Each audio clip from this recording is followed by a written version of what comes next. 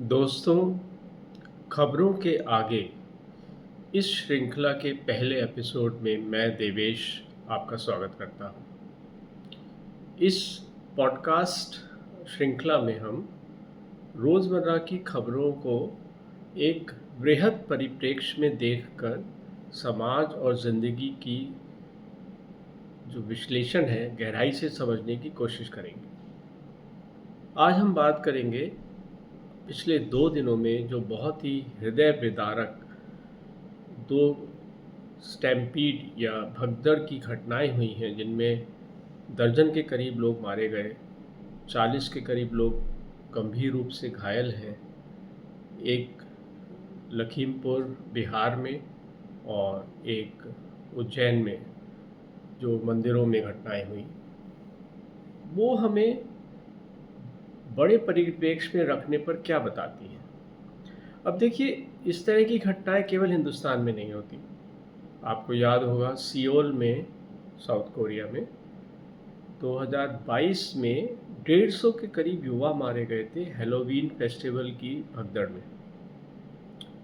इससे भी बड़ी त्रासदी मक्का में हुई थी 2015 में, जहां सैकड़ों लोग मारे गए थे हज के लिए जो पहुंचे थे भगदड़ के कारण। परंतु भारत के लिए विचारणीय बात यह है कि घटनाएं तो दुनिया भर में होती हैं, परंतु इनकी संख्या और इनमें आहत होने वाले लोगों की मात्रा हमारे देश में 50 गुना से भी ज़्यादा है।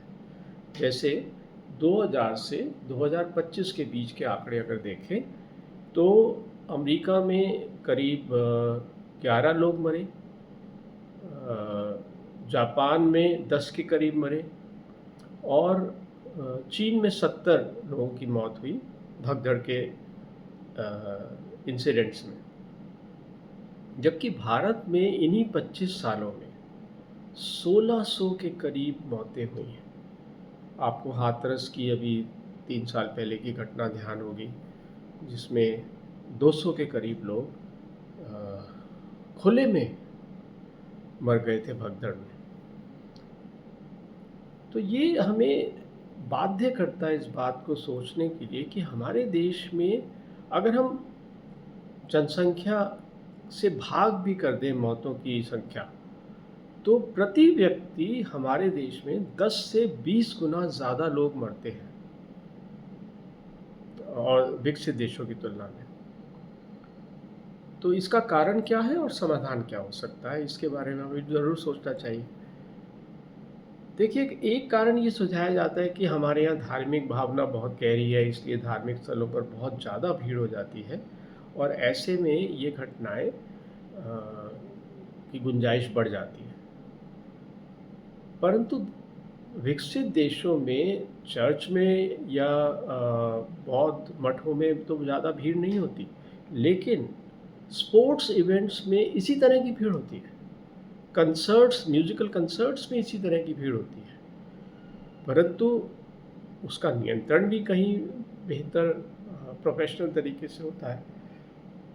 तो समाधान हमें बेहतर भीड़ नियंत्रण में ढूंढना होगा और वो संभव है। कैसे संभव है? देखिए, एक तो हमें प्रवेश और संख्या पर कड़ा नियंत्रण करना होगा।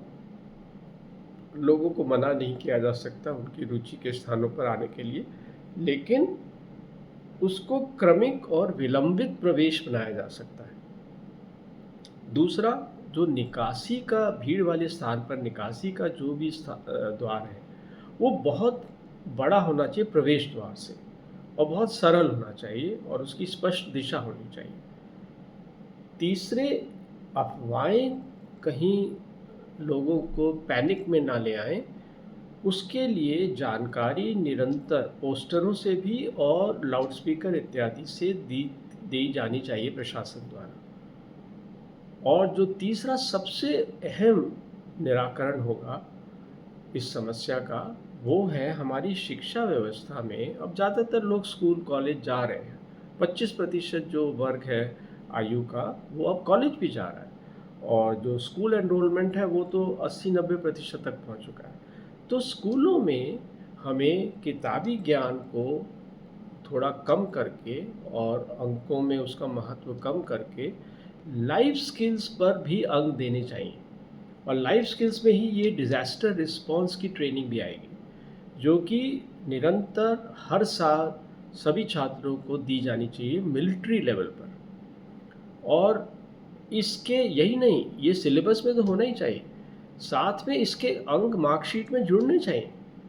और केवल मार्कशीट में नहीं, वो प्रतियोगी परीक्षाएं और चयन नियुक्तियां जिनके लिए छात्र अपनी जान लगाते हैं, उनमें 10-20% अंक इन हुनर इस ऐसे हुनर और ट्रेनिंग में हासिल किए गए मार्क्स को भी शामिल किया जाना चाहिए। तब हम ऐसे नागरिक और डिसिप्लिन सभी में पैदा कर पाएंगे जो कि भीड़ अनियंत्रित ना हो, इसमें काम आएगा। तो फिर अगले एपिसोड में किसी और खबर को बड़े आंकड़ों और परिप्रेक्ष्य में तुलनात्मक स्तर पर देखकर हम फिर से हाजिर होंगे। धन्यवाद।